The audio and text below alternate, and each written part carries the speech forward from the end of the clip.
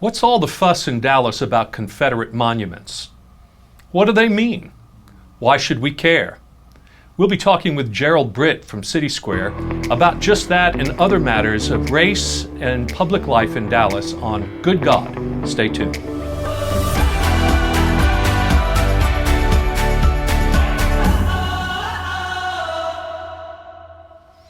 Welcome to Good God, conversations that matter about faith and public life.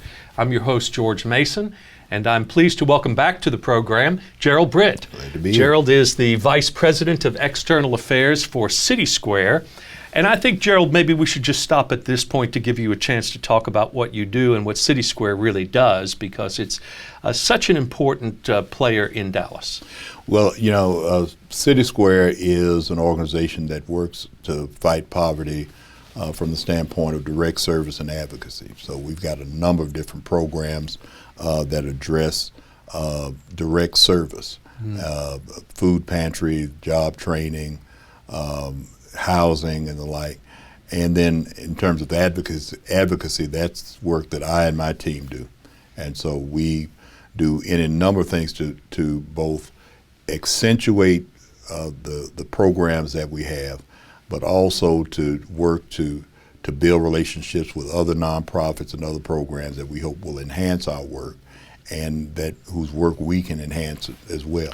Well, I do think it's important that we always help people to recognize the distinction that is not a difference that we want to have to choose from, and that is charity or justice. Exactly. They are two different modalities of how we care for the community. Right.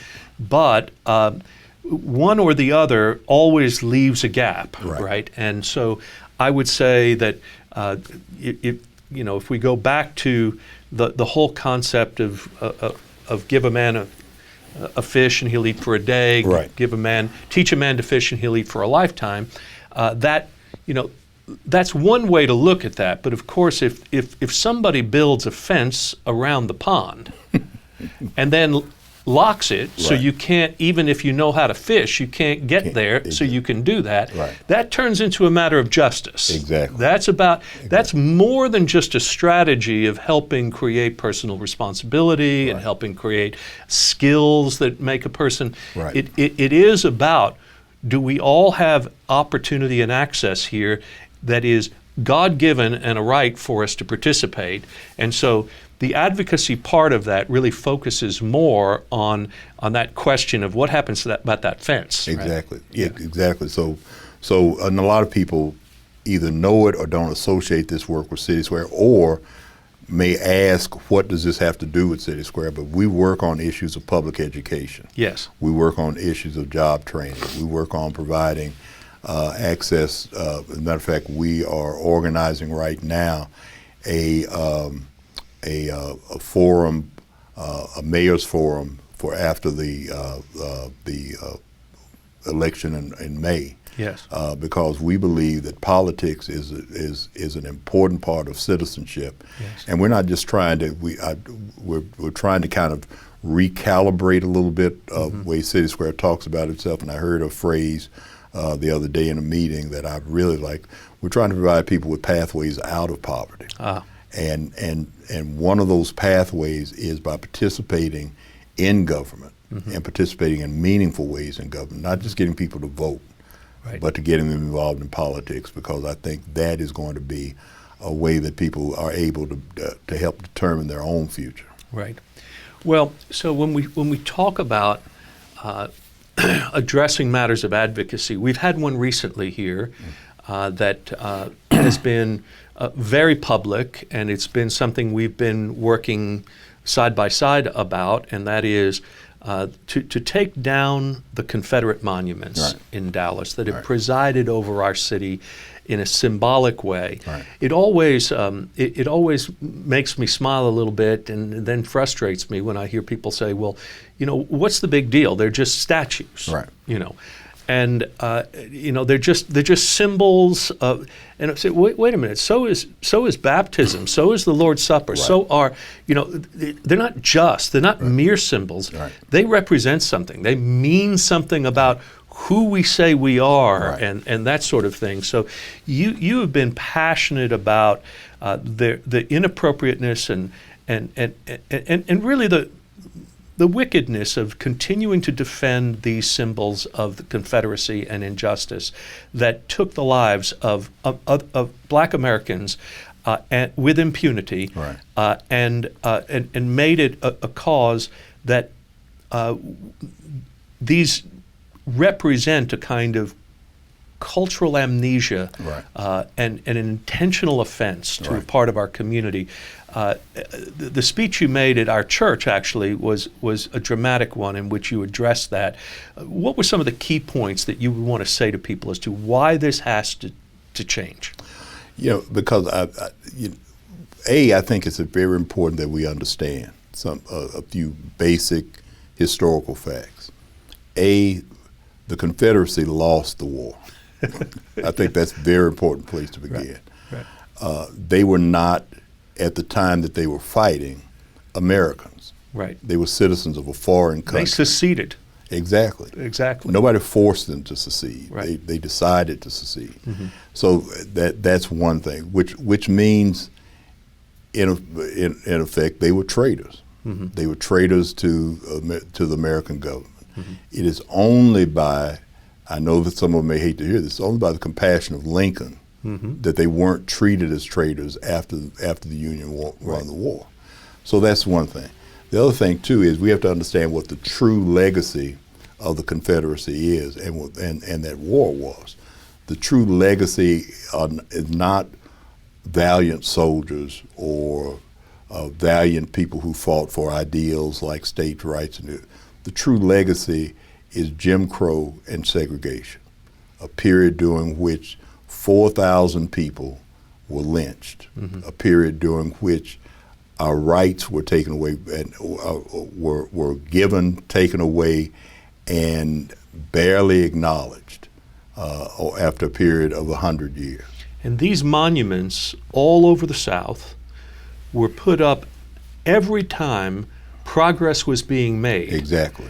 As a way of reinforcing white supremacy and continuing to make the claim that Black people would never have the same opportunity to participate fully in local communities. Exactly. And I am proud of my people in the sense that they have persisted throughout that period. Mm-hmm. And so one of the things I said in the speech was, when Black people were not being able to be buried in cemeteries or prepared for burial in funeral homes that were owned and operated by white people, we built our own. We bought our own cemeteries. When we weren't able to shop in stores, we developed our own. When you wouldn't provide us with insurance, we developed our own insurance companies. Every area that roadblocks were thrown up to prevent us from participating and prove our competence and our ability to participate in public life, we proved just the opposite by building our own. Not because we thought it was right, but because that's what it had to be. Mm-hmm. And so now those monuments are structures that harken back to a day when we were determined to be less than human. They are reminders of a period during which our ancestors were whipped and beaten with impunity and were literal property by law and by custom of a people. It shouldn't have been, but it was. Mm-hmm. And so why do you want to keep those reminders up? I hear people talking about using them as teaching tools. Well, they've been up now for 100 years. When are we going to start the lesson? Yeah. And if they are such great monuments, why don't we have anybody calling to put them in the middle of Prestonwood, or why don't we have them in Highland Hills, or why don't we move them out to North Dallas, where those people who claim that these are such great teaching tools can use them as that. Mm-hmm. We don't need those monuments as teaching tools. We've got hundreds of thousands of books, documentaries, and other types of legitimate teaching tools to teach people the truth about the evils of slavery, the dangers of Jim Crow and segregation, and the horrors of that period of our lives. And so that's why I think they need to be taken down. Well, and it's the claim is often made that you can't erase history, you can't rewrite history. But what's ironic about those claims is that these very monuments were attempting to do just that. Right, exactly. That they were attempting to reinterpret the whole cause of the Civil War. Right. And the whole point of the Confederacy, which was to maintain white supremacy and the legacy of slavery and the predominance of this idea that God had established an order in the universe, right, and that human beings were a hierarchy, and maybe even black Americans were not fully human to begin with. Right. And so it kept reinforcing, that's the statement that those monuments reinforced, and instead of the noble cause of the South and states' right, rights and the like. Right. Yeah, the very statues themselves are denials of history. Yeah. And so it is ironic that they say that by taking them down, we are trying to erase history. We're not trying to erase history by taking them down. We're trying to redeem history. Right. And we're trying to make and trying to present a clear, factual basis on which to judge history, so that we don't this never happens again. Well, and if we really care about history, we're not going to just take these down. It's time for monuments to people who were lynched in Dallas too. Right. So Alan Brooks, for instance, right, who was lynched at Maine and Ackert, right, and who is represented in Montgomery in right, Brian Stevenson's tremendous museum there to American lynching. I mean, maybe it's time, if we want educational moments right, in Dallas, right, let's be honest about right, the history of how we functioned there, and not just say we want to remember this part, but we don't want to remember that part. Exactly. And you hear these arguments for what's called contextualization, whatever that means. I don't get that. There can be no contextualization that puts a statue that includes Robert E. Lee, Jeb Davis next to a Juanita Craft or a Martin Luther King, right, or an Al Lipscomb for that matter. Right. There's no contextualization that can present those two characters or those characters on equal footing. Yes. They are, and before we do anything like that, I will call for no monuments. Right. Right. Because what it shows is that we are still trying to appease people who, by and large, have latent or obvious racist tendencies and sympathies, and what it means is, for all of Dallas's pretext of wanting to be an international city, we will be a caricature of an international city and not a real substantive international city. Right. Well, I think we want to get into a little more about how we move toward a new Dallas and how we do politics together differently, because the day has come when it's time for us to work together and figure out what is needed from each of our communities so that we can trust one another, that we can build a sense of all being in this together to prosper together. And so when we come back from the break, let's be constructive about that and see where we go. All right. Okay. Good. One of the challenges we face in the fight against poverty is that it is such a big, broad problem that it can be overwhelming to people. Can I really make a difference? Is that something I can really impact? And the answer is yes. My name is John Seibert. I am President and Chief Operating Officer at CitySquare. The mission of CitySquare is to fight the causes and effects of poverty through service, advocacy, and friendship. The service takes the form of about 17 different programs. Advocacy takes the form of different forms of community organizing and really speaking up for neighbors in poverty. And then really the key, the secret sauce to who we are at CitySquare is friendship. CitySquare is really in the people business. And so our fight against poverty is all about relationships and investing in people. There are no clients, there are only neighbors. And we're all in this together as friends and in community as one. And so I think when we focus more on recognizing our shared humanity, that's when poverty doesn't stand a chance.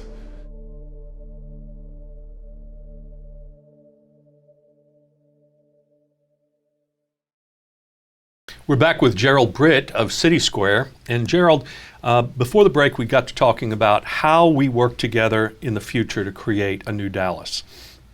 And I'll tell you that, what you already know, and that is we've been together in various organizing events for social change in Dallas through the years. But pretty much every time I do, I hear from people in my community about, why are you doing what you're doing? Why are you out there? It makes them uncomfortable, as we've said, uncomfortable in the past. Right. It's too much politics. We need to just be doing religion, not politics. Right. Leave the politics to the politicians, and sometimes it's a feeling of somewhat betrayal of the white community that you're out there.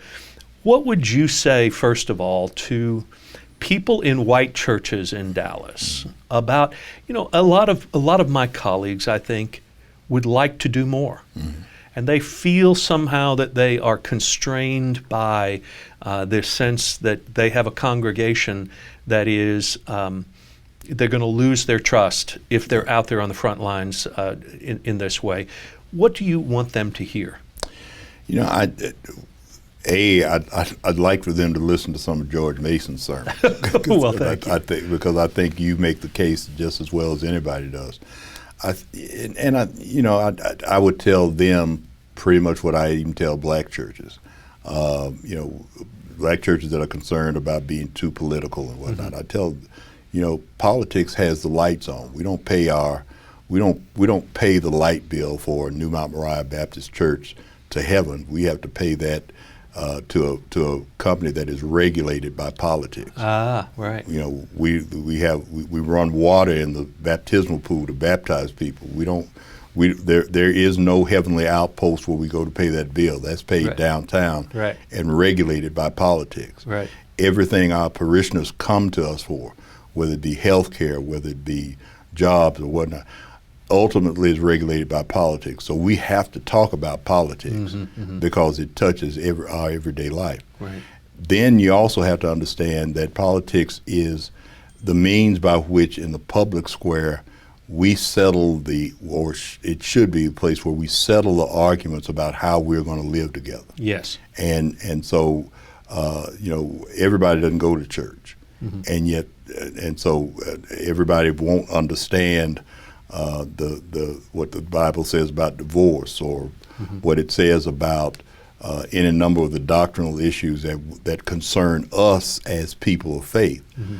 But they do understand when it comes to issues of gun control, when it comes to issues of jobs and economic development.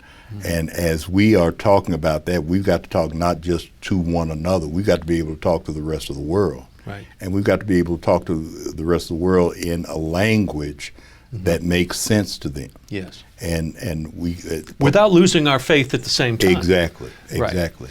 Well, when we talk about getting involved, though, politically, the usual way that people in the white community do that is by having relationships with politicians, people we've supported, people we know, people we go to church with, people we go to the country club with, and all of that. All of these things that I'm saying are part of my experience. Right.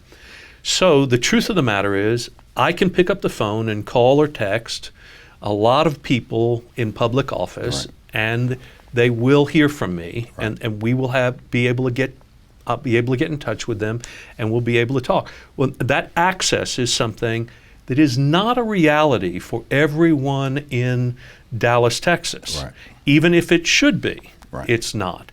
So the idea of organizing, of protesting, of bringing people together to make claims of public officials, that's something that's somewhat foreign to people who have the privileged access to to officials, and so it makes them very uncomfortable. But it really is democracy, isn't it? Exactly. Yeah, it is. It is what I refer to as advanced democracy. Okay. It goes beyond. It goes beyond just voting, and it goes beyond just going to listening to a speech or reading a position paper by a politician. Mm-hmm. It is substantive engagement at a very important level. Right. And what I will tell people all the time is that if I go down to City Hall with a Michael Waters or an Edwin Robinson or any number of my other friends who are engaged politically, they pretty much know what to do with us. Yes. And they pretty know what to say with us. Right.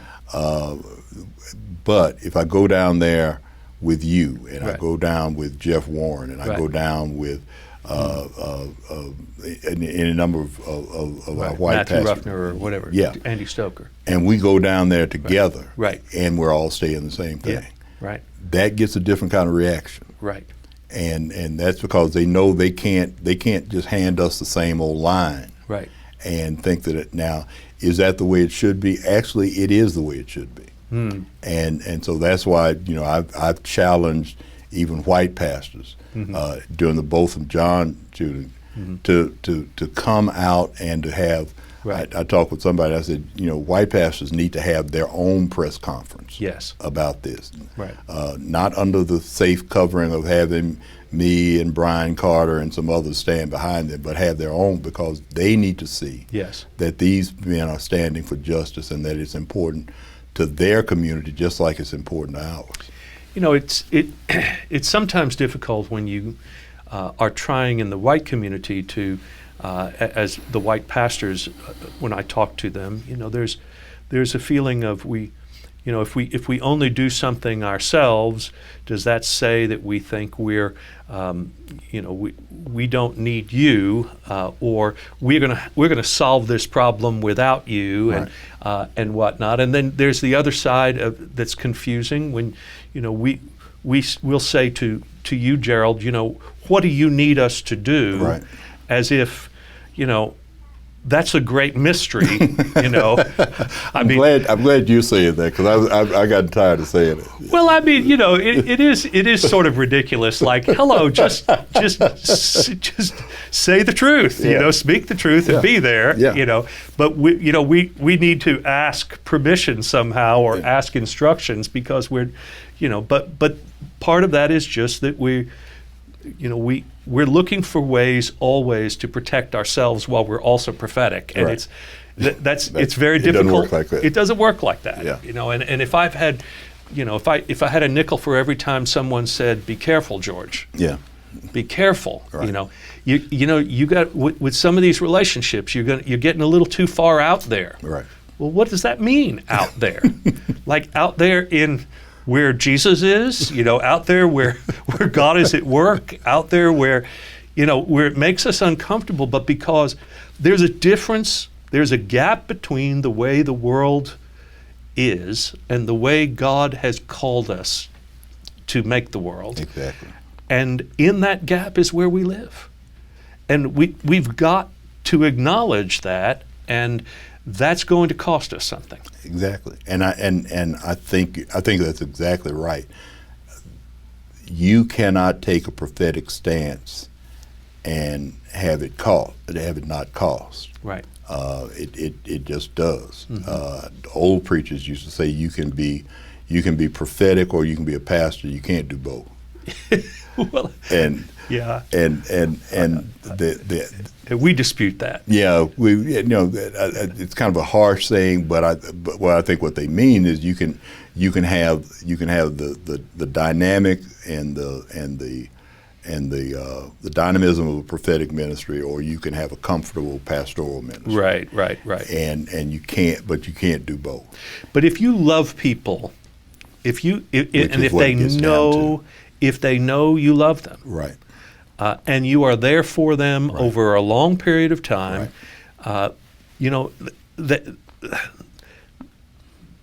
there may be rifts that happen between you, Right. but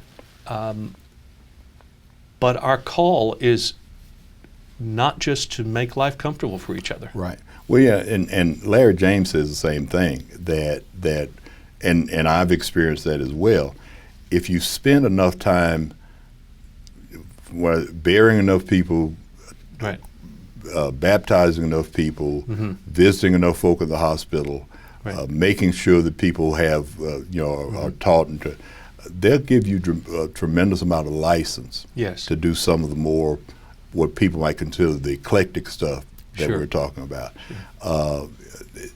They understand when the pastor has to go out and speak at City Hall or speak at about a controversial issue, and they will support that. And so I think that to white pastors, I would just say, the water's fine. You just need to come on in. Come on in. Yeah. Come on in. Exactly. Yeah. Well, the waters have to be troubled sometimes too. Exactly.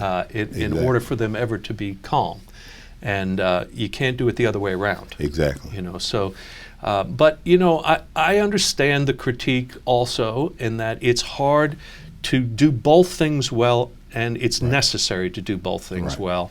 That people need to know that we care about their souls. Right. We care about their relationship to God. Right. We care about their confidence of their spiritual life and their capacity to pray and their families and the way they care for one another. But it's also necessary for us to keep the second part of that great commandment, and that is to love your neighbor as yourself. Exactly. And I think that understanding that it's important to be there. I explained to one friend of mine, sometimes I have to be Martin Luther King, sometimes I have to be Billy Graham. And so the people that I preach to need both. Right. And it's important for me to keep that balance in mind. Right.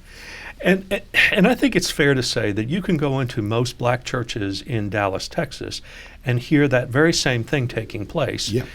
And it's not like it. I think sometimes the white churches have the sense that it's all politics all the time in the black church in Dallas, Texas. Exactly. And that's certainly not true. Not at all. In fact, sometimes to the frustration of the people in the pew. Exactly. Yeah, you hear a number of complaints that my pastor isn't political enough or isn't engaged enough. Some of those pastors are engaged in levels that we don't know about. That's right. And are doing work that we don't know about. So we have to be fair about this.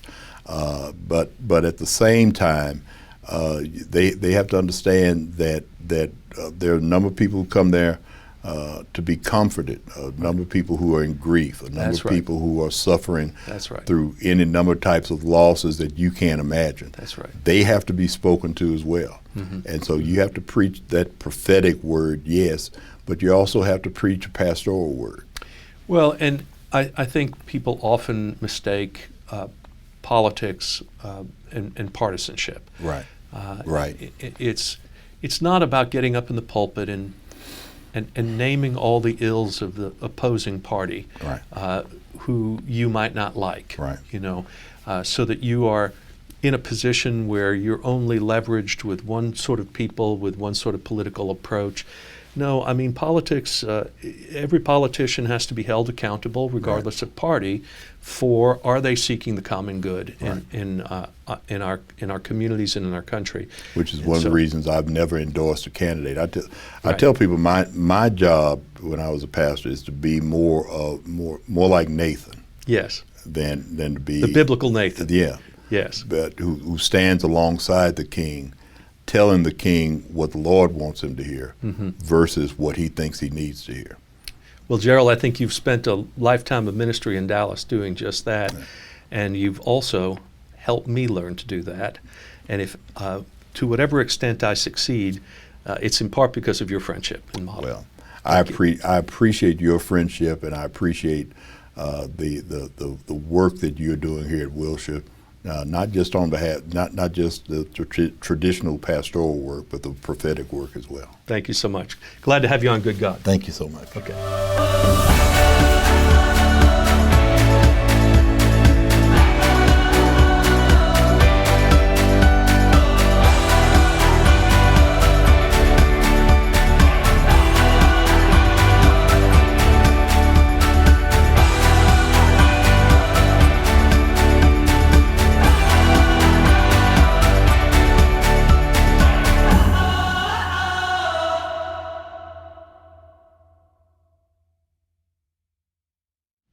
The Good God program is a project of Faith Commons, a nonprofit organization I founded in 2018 to help promote the common good.